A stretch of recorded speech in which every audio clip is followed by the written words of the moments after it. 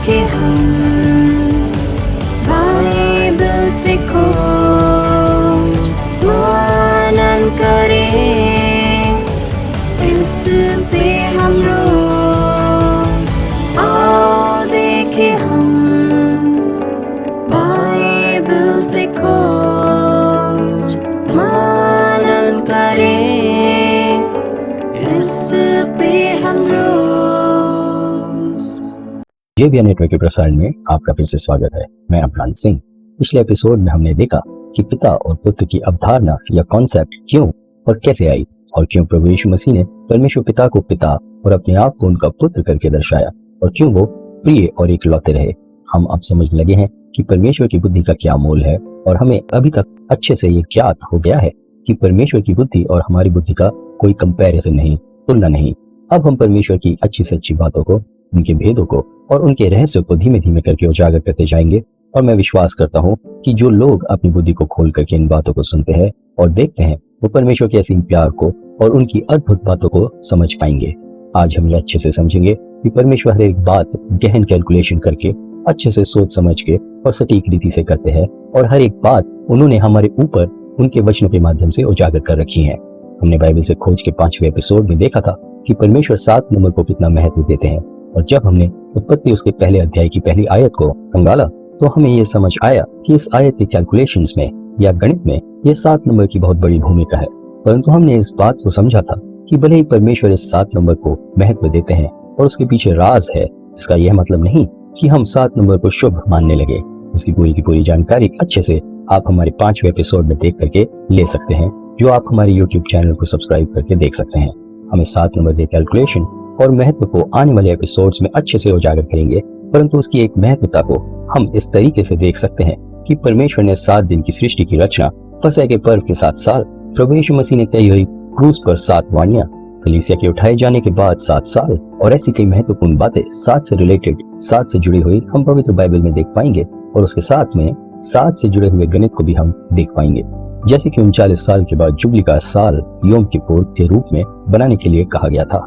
और हम आने वाले एपिसोड में 7 और 39 के कई कैलकुलेशंस को देखेंगे, जिनके अंदर रहस्य और भविष्यवाणी की बातें छुपी रहेंगी। हम अगली आयत में जाने के पहले परमेश्वर से जुड़ी हुई कुछ बातों को सीखेंगे, ताकि अगली आयत की भी बातों को और आने वाली आयतों की बातों को आप अच्छे से समझ पाएं। क्योंकि जो बातें आप बाइबल से खोज के एपिसोड में सुनेंगे, वे आपने ना कभी सुनी होंगी और ना कभी जानी होंगी, और आपने परमेश्वर को और उनकी बुद्धि को, उनकी बातों को, उनके कामों को इस तरीके से समझा नहीं होगा, क्योंकि किसी ने इस तरीके से बताने की हमें कोशिश नहीं करी। परंतु हम इन बातों को समझ सकते हैं और जान सकते हैं, क्योंकि हम अब अंत के समय में रह रहे हैं, और इस अंत के समय में परमेश्वर की इच्छा यही है कि हम इन सारी बातों को जानें, ताकि हमारी जो बुद्धि है, जिसके दायरे में हमने अब तक हमारी सीख के मुताबिक, हमारे सिखाए जाने के मुताबिक अपने परमेश्वर को सीमित करके रखा है, अब उस दायरे को खोल करके, अपनी बुद्धि को खोल करके हमारे परमेश्वर को हमें समझने की आवश्यकता है। हमारी पवित्र बाइबल को परमेश्वर ने इस तरीके से हमारे लिए पवित्र आत्मा की अगुवाई से लोगों के द्वारा लिखवाया है कि उसके अंदर बहुत सारी भेद की बातें, गहरी भेद की बातें और गहराइयां छुपी हुई हैं, जो कि हमने अभी तक पिछले एपिसोड्स में देखते आए हैं और आगे देखने जा रहे हैं। और जो इन बातों को समझता है और जानता है, उसको परमेश्वर ऑनर करते हैं, उसको परमेश्वर आदर देते हैं। इस बात को हम नीति वचन उसके 25वें अध्याय और दूसरे वचन में पढ़ सकते हैं, जहाँ पर लिखा है, परमेश्वर की महिमा गुप्त रखने में है, परंतु राजाओं की महिमा गुप्त बात के पता लगाने से होती है। इस बात से हम ये समझ सकते हैं कि परमेश्वर ने कई बातें अपने वचनों के माध्यम से गुप्त रखी हैं, लेकिन इसलिए नहीं कि वे गुप्त रहें, बल्कि इसलिए रखी हैं कि हम उन गुप्त बातों को पता लगाएं और उन बातों से हमारा आदर हो। और यह आदर परमेश्वर की नजर में हमारा होता है, क्योंकि हमने मेहनत करके परमेश्वर की बातों में ध्यान लगा करके, मन लगा करके उन बातों को ढूंढ निकाला है, जो परमेश्वर ने अपने वचनों में बोध करके रखी हैं। कितनी अच्छी बात है कि परमेश्वर हमारा आदर करे। क्या आप नहीं चाहेंगे कि परमेश्वर आपका भी आदर करें? अगर चाहते हैं, परमेश्वर के वचन में उनकी गुप्त बातों को खोजना चालू कर दीजिए। और इस वचन से एक और बात समझ में आती है कि परमेश्वर ने कोड के तौर पर अपने वचनों के अंदर कई गुप्त बातों को छिपा रखा है, और हम उन गुप्त बातों को अब समझ रहे हैं, और परमेश्वर किस तरीके से अपना काम करते हैं उसको हम अच्छे से अब समझ रहे हैं। हम इस सीरीज के माध्यम से बहुत सारे कोड्स को और गुप्त बातों को उजागर करने जा रहे हैं, और हमने उजागर भी किए हैं। परंतु इसका मतलब यह नहीं है कि बाइबल के अंदर सिर्फ इतनी सी ही बातें छुपी हुई हैं जो हम उजागर कर रहे हैं, परंतु पवित्र बाइबल के अंदर इससे कहीं ज्यादा बातें छुपी हुई हैं, जो अगर आप खोजना चालू करें तो वह आपको भी जरूर मिल जाएंगी, लेकिन उसके पीछे आपको यह मनसा रखनी होगी कि आप परमेश्वर की गुप्त बातों को जानना चाहते हैं, जिससे परमेश्वर आपका आदर करे। बहरहाल, हम अब कुछ गुप्त कोड को देख लेते हैं जो आज की स्टडी में हम आपको दर्शाने जा रहे हैं। 16वीं शताब्दी में रब्बी मोसेस कार्दोवेरो ने एक बहुत ही महत्वपूर्ण जानकारी दुनिया को दी। उन्होंने बताया था कि तोरा के अंदर, मतलब पवित्र बाइबल की पहली 5 किताबों के अंदर बहुत सारी गुप्त बातें मिलेंगी। जब आप जो अक्षर हैं उनको अंतराल में पढ़ेंगे या स्किप करके पढ़ेंगे, इसका मतलब यह है कि तोरा या मूसा की किताबों को पढ़ते समय अगर आप अक्षरों को स्किप करके पढ़ें तो आपको कुछ छिपे हुए मैसेजेस मिल जाएंगे। इस तकनीक से पढ़ करके बहुत सारे छिपे हुए मैसेजेस को बाइबल में से आज खोजा जा चुका है। एक के विषय में मैं आपको बता देता हूँ जो हमारे 7 और 49 के कैलकुलेशन में बैठता है। जिस पद्धति से हम इस कोड को खोजने जा रहे हैं उस पद्धति को कहते हैं इक्विडिस्टेंट लेटर सीक्वेंस, या फिर समान दूरी पर स्थित अक्षर, जिसको स्कॉलर्स के बीच में ELS के नाम से जाना जाता है। देखिए, इस चित्र में एक अध्याय को इस तरीके से लिख करके उसमें पाए जाने वाले समान दूरी के कोड्स को उजागर करने की कोशिश की गई है। हम इसको समझने के लिए एक उदाहरण के तौर पर एक अंग्रेजी के सेंटेंस को, एक वाक्य को देखते हैं ताकि यह बात आपको साफ या क्लियर हो जाए। अंग्रेजी का एक वाक्य है, Rips explain that each code is a case of adding every 4th letter to form a word। इस वाक्य में यह दर्शाया गया है कि रिप्स यह बता रहा है कि इस वाक्य के अंदर कोड छुपा हुआ है जिसे हम हर एक चौथे अक्षर को जोड़ करके पता लगा सकते हैं। तो इस सेंटेंस के अंदर अगर हर एक चौथे अक्षर को जोड़ करके हम इसका कोड पता लगाते हैं तो हमें यह कोड मिल जाता है जो इसके अंदर छिपा हुआ है, जो है रीड द कोड। कोड को पढ़ो। अब इस उदाहरण को लेकर के हम उत्पत्ति उसके पहले अध्याय को देखते हैं कि उसके अंदर पहली 5 पुस्तकों का टाइटल या नाम जो हम कहते हैं वह कैसे छुपा हुआ है। अगर हम उत्पत्ति उसके पहले अध्याय के पहले वचन के पहले शब्द के आखिरी अक्षर जो है ताव उसे लेते हैं और उसके बाद 49 अक्षरों को गिनते हैं तो मिलता है वाव। उसके बाद 49 अक्षरों को जोड़े तो मिलेगा रेश। उसके बाद 49 अक्षरों को जोड़े मिलेगा हे। ताव, वाव, रेश और हे मिलके शब्द बनता है तोरा। तोरा मतलब मूसा की लिखी हुई पहली 5 किताबें, जिन्हें हिब्रू भाषा में तोरा कहा जाता है। और हम सब जानते हैं कि इन 5 किताबों में बहुत ही महत्वपूर्ण बातें दर्ज हुई हैं। आपको एक और जबरदस्त बात बता देता हूँ जो आपको रोमांचित कर देगा और ये साबित भी कर देगा कि हमारी दुनिया का रचने वाला और रखने वाला हमारे बाइबल के परमेश्वर यहोवा जो त्रिएक है वही है। मैं आशा करता हूँ कि आपने हमारे पहले और दूसरे एपिसोड को देखा होगा और ये जान लिया होगा कि हिब्रू भाषा को सीधे हाथ से उल्टे हाथ की तरफ पढ़ा जाता है और हमारी हिंदी भाषा और जो हम अंग्रेजी भाषा बोलते हैं वो उल्टे हाथ से सीधे हाथ तक लिखी जाती है। ये बात हम सब जानते हैं। अब देखिए जबरदस्त बात कि इजराइल या कहीं यरूशलेम के ईस्ट या पूर्व की तरफ के जितने भी देश हैं वो सीधे हाथ से उल्टे हाथ की तरफ ही लिखते हैं और वेस्ट में यानी कि पश्चिम में जितने भी देश हैं वो उल्टे हाथ से सीधे हाथ की तरफ लिखते हैं। देखिए कितने अद्भुत रीति से सारी भाषाएं परमेश्वर के इंतजाम यरूशलेम की ओर ही संकेत करती हैं। अद्भुत है ना।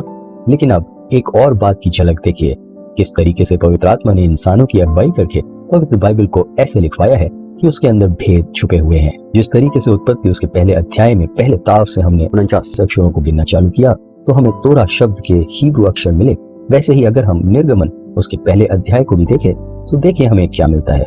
निर्गमन उसके पहले अध्याय के पहले ताव से 49 अक्षरों को अगर हम गिने तो हमें मिलेगा वाव। उससे अगर हम 49 अक्षर गिने तो हमें मिलेगा रेश और उसके आगे अगर हम फिर से 49 अक्षरों को गिने तो हमें मिलेगा हे और इन चारों को जोड़े तो फिर से हमें तोरा शब्द मिल जाएगा।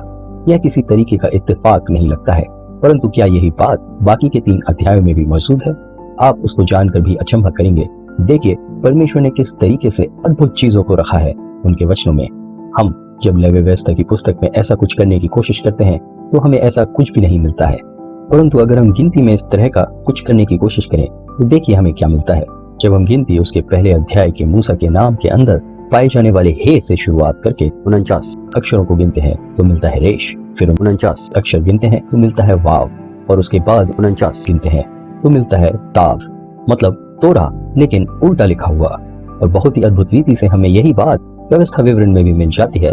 जब हम उसके पहले अध्याय में पाए जाने वाले हे से 49 अक्षर गिनते हैं तो हमें मिलता है रेश, 49 अक्षर गिनते हैं तो मिलता है वाव और उसके बाद 49 अक्षर गिनते हैं तो मिलता है ताव, मतलब फिर से तोरा उल्टा लिखा हुआ।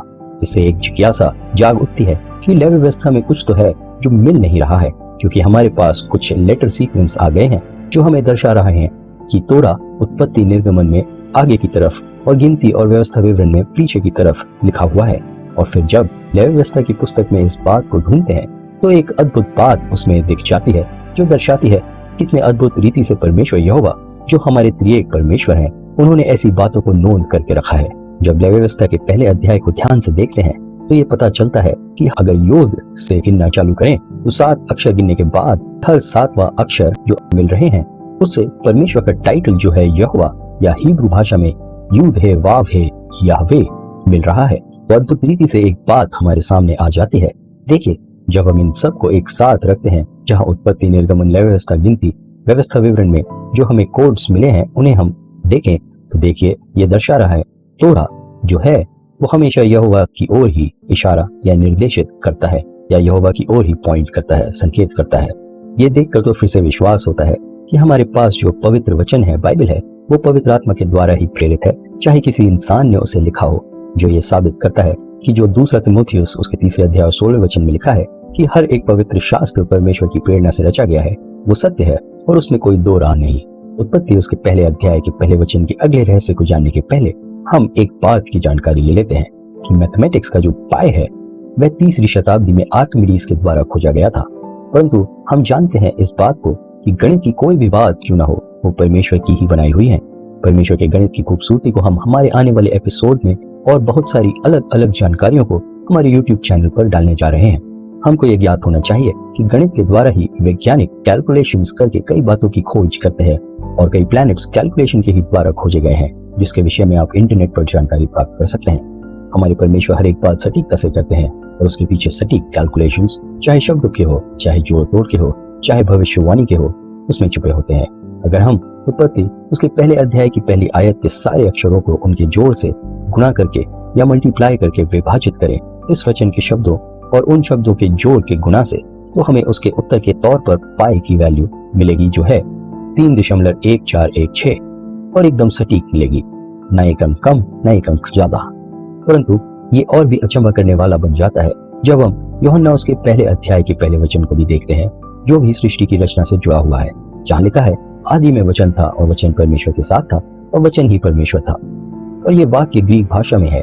इस वाक्य की कैलकुलेशन के रहस्य को समझने के पहले हम थोड़ा बहुत जॉन नेपियर के बारे में जान लेते हैं, जिसने गणित के लॉगरिथम को खोजा था। जॉन नेपियर का जन्म 1550 में हुआ था। वे कट्टर प्रोटेस्टेंट थे और उन्होंने प्रोटेस्ट में बड़ी भूमिका निभाई थी। वे बाइबल के बड़े ज्ञाता थे और प्रभु यीशु मसीह को अपना उद्धारकर्ता मानते थे। उन्होंने यूहन्ना बपतिस्मा देने वाले के ऊपर स्कॉलरली लेख लिखा था जिसे राजा के समीप प्रस्तुत किया गया था। उन्होंने 1611 से 1614 के बीच लॉगरिथम की खोज की थी और 1614 में इस प्रणाली को स्टडी ऑफ डिवाइनिंग रॉड्स नामक बुक के द्वारा पब्लिश किया गया और ये प्रणाली सटीक और महत्वपूर्ण बनी, जिससे आज यूनिवर्स की कई बातों को खोजा भी गया है। हम नेपियर के इस लॉगरिथम को लॉग ई के टर्म के द्वारा जानते हैं और हम सभी ने स्कूल में इसे पढ़ा है।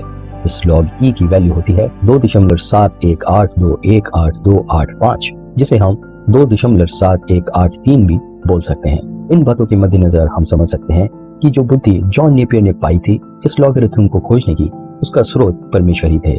हम यूहन्ना उसके पहले अध्याय के पहले वचन के अक्षरों को उनके जोड़ से गुणा करके अगर उनके शब्दों और उनके जोड़ से विभाजित करते हैं तो जो वैल्यू हमारे सामने आती है वो है 2.7183, जो कि e मल्टीप्लाइड बाय 10/65 है। यूहन्ना ने शब्दों के इस गणित को इस लॉगरिथम की खोज के सालों पहले ही लिख लिया था। क्या यूहन्ना इसलिए ऐसा कुछ कह पाया क्योंकि वो भी मैथमेटिशियन था? नहीं, वो तो जंगल में रहने वाला व्यक्ति था जो प्रभु यीशु मसीह के आने के पहले लोगों को तैयार कर रहा था। तो ये जाहिर है कि यूहन्ना को इस तरीके का वाक्य लिखवाने के पीछे पवित्र आत्मा का ही हाथ था और इसे कोई नकार नहीं सकता। उत्पत्ति उसके पहले अध्याय के पहले वचन में हम एक और महत्वपूर्ण बात को देखते हैं।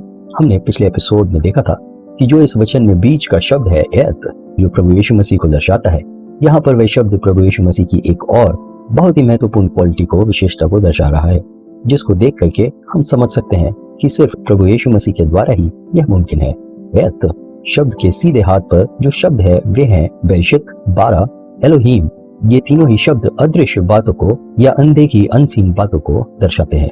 उसी तरह से जो एत के उल्टे हाथ पर शब्द हैं जो है हाशमाइम व एत, हारेत्स, यह तीनों ही शब्द दिखाई देने वाली बातों को या चीजों को दर्शाते हैं। हमने इस पहले वचन के सारे शब्दों को हमारे 5वें और 6वें एपिसोड में विस्तार से समझाया है, जिसे आप हमारे channel JBR network with Abhrant Singh को सब्सक्राइब करके देख सकते हैं। तो इसका मतलब यह है कि जो बीच का शब्द है एत, वह दर्शा रहा है कि प्रभु यीशु मसीह अनदेखी और देखी चीजों के मध्यस्थ हैं। मतलब प्रभु यीशु मसीह के बिना हम जो देखी हुई चीजों के अंदर रहते हैं, तो हम अनदेखी चीजें देख नहीं सकते या महसूस नहीं कर सकते। अगर हम अनदेखी चीजों को समझना, देखना, महसूस करना चाहते हैं, तो वह सिर्फ प्रभु यीशु मसीह के नाम में ही हो सकता है। कितनी अद्भुत रीति से परमेश्वर यहोवा ने इन सारी बातों को, इस गहराई को और सच्चाई को उत्पत्ति उसके पहले अध्याय के पहले वचन में ही बोध करके रखा है। परमेश्वर ने मूसा को यह निर्देश दिए थे कि तंबू में रखने के लिए, उजियाला देने के लिए मिनोरा या दीवट बनाना है। हम उसके विषय में निर्गमन उसके 25वें अध्याय 31 से 37 में पढ़ सकते हैं, जहाँ पर लिखा है, फिर चौके सोने की एक दीवट बनवाना, सोना ढलवाकर वह दीवट पाए और डंडी सहित बनाया जाए। उसके पुष्पकोश, गांठ और फूल सब एक ही टुकड़े के बने और उसकी अलंगों से 6 डालियां निकले। 3 डालियां तो दीवट की एक अलंग से और 3 डालियां उसकी दूसरी अलंग से निकली हुई हो। एक एक डाली में बादाम के फूल के समान 3-3 पुष्पकोश, एक एक गांठ और एक एक फूल हो। दीवट से निकली हुई 6 डालियां का यही आकार या रूप हो और दीवट की डंडी में बादाम के फूल के समान 4 पुष्पकोश अपनी अपनी गांठ और फूल समेत हो और दीवट से निकली हुई 6 डालियों में से 2-2 डालियों के नीचे एक एक गांठ हो। वे दीवट समेत एक ही टुकड़े के बने हुए हो। उनकी गांठ और डालियां सब दीवट समेत एक ही टुकड़े की हों। चौका सोना ढलवाकर पूरा दीवट एक ही टुकड़े का बनवाना और 7 दीपक बनवाना और दीपक जलाए जाएं कि वे दीवट के सामने प्रकाश दें और उसके गुलतराश और गुलदान सब चौके सोने के हों। हम अपनी आयत को दीवट के ऊपर लगाकर देखते हैं। दीवट ने 7 दिए थे। हम 7 डालियों को नंबर देते हैं और जानबूझकर हम इस बार जो अलफ और ताव है उसके ऊपर की डाली को 7 नंबर देते हैं, क्योंकि अलफ ताव कोई बोलने वाला शब्द नहीं है या ऐसा शब्द है जिसका कोई मतलब नहीं निकलता हो। अगर हम सारी डालियों को एक साथ जोड़े और उल्टे हाथ की और सीधे हाथ की डालियों को एक एक करके जोड़े, तो हमें हमेशा 7 ही मिलेगा। जैसा कि हमने पहले देखा कि ये आयत 2 समूह या ग्रुप में बटी है। सीधे हाथ के शब्दों का समूह अदृश्य चीजों का है और उल्टे हाथ का समूह देखी हुई चीजों का है, दिखने वाली चीजों का है। उल्टे हाथ और सीधे हाथ के शब्दों के समूह के कुल को अगर कुल शब्दों के अंक से विभाजित करें या डिवाइड करें, तो दोनों का जो कैलकुलेशन आएगा वो एग्जैक्टली उतना ही होगा जितना अगर हम उल्टे हाथ और सीधे हाथ के अंकों को कुल अंकों से विभाजित करें या डिवाइड करें। क्या बात है, बहुत बढ़िया। अब जैसा कि हमने पहले सीखा था कि जो अलिफ ताव है, जो बीच का शब्द है, वो प्रभु यीशु मसीह की ओर संकेत करता है। हम इस मिनोरा के बीच की डाली को देखें तो ये बीच की डाली को मसीहा की डाली के रूप में जाना जाता है। प्रभु यीशु मसीह ने कहा था कि मैं जगत की ज्योति हूँ। और देखिए कि मिनोरा के अंदर जो बीच की डाली होती है, जिसे मसीहा की डाली कहा जाता है, उसमें सबसे तेज रोशनी रहती है। इस बात में भी हमारे लिए सबसे जरूरी नाम को जो है यीशुआ मसीहा, प्रभु यीशु मसीह का, उस नाम को हम सर्वोपरि पाते हैं। मिनोरा जो है वो यहूदी ट्रेडिशन में महत्वपूर्ण माना जाता है। यहूदी लोगों में ये मान्यता है कि जो मिनोरा है वो जीवन के वृक्ष का चिन्ह है। जुडाइज्म में मिनोरा को जीवन के पेड़ का चिन्ह माना जाता है। और एक और मान्यता इसके लिए जुडाइज्म में है कि ये मूसा को दिखने वाली जलती हुई झाड़ी का भी चिन्ह है। अब हम अगर उत्पत्ति उसके पहले अध्याय के पहले वचन को सीधे सीधे मिनोरा के ऊपर रखते हैं, तो उल्टे हाथ से बेरिशित से शुरुआत होकर के आखिरी अक्षर जो 7वां है हारेत्स वो रहेगा। और फिर से हम देखते हैं कि जो बीच की डाली है वो प्रभु यीशु मसीह को दर्शा रही है, अल्फा और ओमेगा, आदि और अंत के तौर पर। और देखिए कितने अद्भुत रीति से मिनोरा की चौथी डाली यीशु मसीह के आने की भविष्यवाणी को बताती है। बीच की डाली जो चौथे स्थान पे हमने रखी है वो 4000 साल को दर्शा रही है। और हम सब जानते हैं कि प्रभु यीशु मसीह पृथ्वी पर आए और उन्होंने पृथ्वी के बनने के ठीक 4000 सालों के बाद जन्म लिया। और इस भविष्यवाणी के मुताबिक हम ये भी जान सकते हैं, समझ सकते हैं कि अगर परमेश्वर यहोवा ने ठीक समय पर इस मिनोरा के भविष्यवाणी के मुताबिक प्रभु यीशु मसीह को पृथ्वी पर भेजा, तो ठीक समय पर यानी कि 6000 साल में प्रभु यीशु मसीह का आगमन और 7000 साल में परमेश्वर के साथ विश्राम की भविष्यवाणी का भी सही समय पे होना तय है।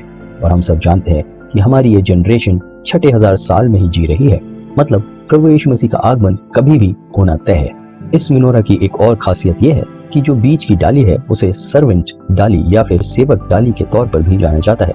और हम सब जानते हैं कि प्रभु यीशु मसीह सेवक बन के ही हमारे बीच में आए और हमारे लिए बड़ा कार्य और बलिदान किया। और एक जबरदस्त बात इस मिनोरा के मद्देनजर हमको देखने को मिलती है कि जो इसकी बीच की डाली है वो ये दर्शा रही है कि सारी की सारी बातें प्रभु यीशु मसीह की ओर ही बहती है और इशारा करती है, उनसे जुड़ी हुई है और उन्हीं में है।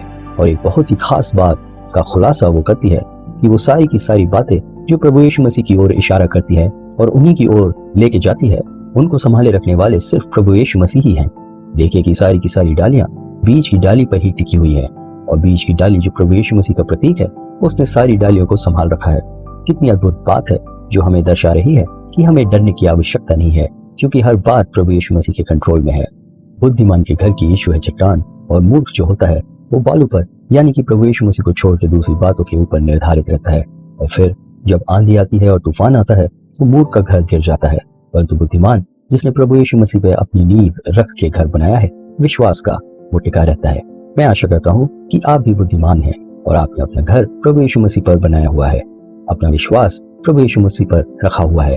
अगर पूरी तरह से नहीं है तो अब से पूरी तरह से रख लीजिए, क्योंकि संसार की बाकी सारी चीजें बालू के समान हैं जो नष्ट हो जाएंगी, परंतु प्रभु यीशु मसीह युगान युग तक बने रहेंगे और हमें संभाले रहेंगे। मैं आशा करता हूँ कि आप लोगों ने आज भी परमेश्वर की गहराई को ध्यानपूर्वक सुना होगा और जाना होगा। हमारी यही कोशिश है कि हम आपके सामने ऐसी बातें प्रस्तुत करें जिसे आप परमेश्वर के वचनों को और उसकी गहराई को, उनकी बातों को अच्छे से समझ सके। हमने उत्पत्ति उसके पहले अध्याय की स्टडी चालू करी है और अभी तक हम उत्पत्ति उसके पहले अध्याय के पहले वचन की ही गहराइयों को देख रहे हैं। अगले एपिसोड में हम उत्पत्ति उसके पहले अध्याय के दूसरे वचन पर जाएंगे और परमेश्वर के वचन को समझ करके उनकी सामर्थ और उनका हमारे लिए इंतजाम और विशेषकर हमारे इस संसार के ऊपर जन्म लेने का अभिप्राय समझेंगे, जो आपको नई आशा और नई शक्ति से भर देगा और सारी निराशाओं से दूर कर देगा कि हम इस धरती पर क्या कर रहे हैं और हमारा इस धरती पर मोल क्या है और आने वाली बातों की तैयारी हमें किस तरीके से करनी है। इसलिए हमारे प्रोग्राम बाइबल से खोज की सीरीज में हमारे साथ जुड़े रहें और हर महीने के पहले और तीसरे शनिवार को शाम 5:30 बजे हमसे जुड़ना ना भूलें। हमारे YouTube channel JBR network with Abhrant Singh को आप सब्सक्राइब करना ना भूलें। हम इस शुभ शुक्रवार गुड फ्राइडे पर एक स्पेशल कार्यक्रम के माध्यम से और वचन की गहराई को लेकर आ रहे हैं, जिसे आप 7 तारीख को सुबह 8:30 बजे शुभ संदेश चैनल पर देख सकते हैं। हमारी मिनिस्ट्री को आप अपनी प्रार्थनाओं में याद रखें और लोगों तक ये संदेश पहुंचाएं कि हमारे यह कार्यक्रम बाइबल से खोज वे देखना ना भूलें, जिसकी वजह से उन्हें भी वचन की गहराई और वचन के भेदों की जानकारी हो जाए और उनका विश्वास भी परमेश्वर पिता, परमेश्वर यहोवा के ऊपर, हमारे त्रिएक परमेश्वर के ऊपर मजबूत हो जाए। हमें गवाहियों में यह सुनने को मिलता है जो आप लोग हमको भेज रहे हैं। कई सवालों के जवाब आप लोगों को मिल रहे हैं और आप परमेश्वर को और गहराई से समझ रहे हैं और जान रहे हैं और उनके करीब आ रहे हैं। हमने कई लोगों के लिए प्रार्थनाएं भी करी हैं जिन्होंने हमें अपनी प्रेयर रिक्वेस्ट भेजी हैं और कई लोगों ने चंगाई प्राप्त करी है और छुटकारा प्राप्त किया है। इसके लिए हम परमेश्वर यहोवा को धन्यवाद देना चाहते हैं। कृपया ज्यादा से ज्यादा लोगों तक इन जानकारियों को आप पहुंचाएं और ज्यादा से ज्यादा लोगों को आप प्रोत्साहन दें कि वे हमारे प्रोग्राम बाइबल से खोज की सीरीज को जरूर देखें और सारी जानकारियों का लाभ ले सकें। और अधिक जानकारियों के लिए हमारे साथ हमारे प्रोग्राम बाइबल से खोज के अगले एपिसोड में हमसे जरूर जुड़ें। हमारे YouTube चैनल को सब्सक्राइब करना ना भूलें। हमसे संपर्क करने के लिए व्हाट्सएप या टेलीग्राम या ईमेल का इस्तेमाल करें। अगर आप हमारी मिनिस्ट्री में हमारा सहयोग करना चाहते हैं, हमारे इस इनिशिएटिव में सहयोग करना चाहते हैं और चाहते हैं कि हम ऐसे एपिसोड्स लगातार आप तक लाते रहें, तो दिए गए नंबर पे गूगल पे या फोन पे के माध्यम से हमें सहयोग कर सकते हैं। प्रभु आप सभी को आशीष दे और सुरक्षित रखे। आपसे अगले एपिसोड में मिलने तक दूसरों के लिए विश्वास और आशा का कारण ठहरना ना भूलें और तैयारी में लगे रहें। हमारे प्रभु यीशु मसीह का आगमन निकट है। प्रभु यीशु मसीह के नाम में आप सभी को सलाम। जय मसीह की शालोम। पृथ्वी की नींव को जिसने रखा था, शब्दों से सृष्टि को जिसने रचा था, इंसान को जिसने हाथों से बनाया, श्वास को देकर है उसने जिलाया। पृथ्वी की नींव को कैसे रखा था, शब्दों से सृष्टि को कैसे रचा था, आदम को उसने है कैसे बनाया, श्वास को देकर वो कैसे जलाया।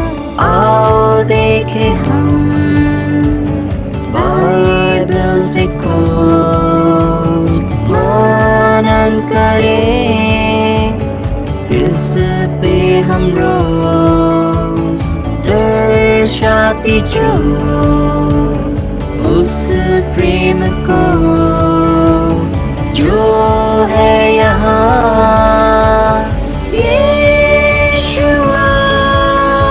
सनातन पिता के कामों को हम समझें, उसकी नजात की बातों को समझें। संसार को सिर्फ एक उसने बचाया, मृत्यु को सिर्फ यीशु ने हराया। सनातन पिता के कामों को हम समझे, उसकी नजात की बातों को समझे। संसार को सिर्फ एक उसने बचाया, मृत्यु को सिर्फ यीशु ने हराया। यीशु मसीह ही वो द्वार है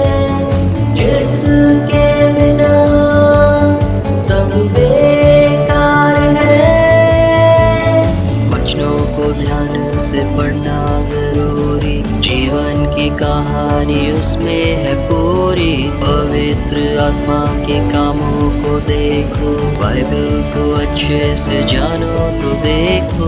वचनों को ध्यान से पढ़ना जरूरी, जीवन की कहानी उसमें है पूरी।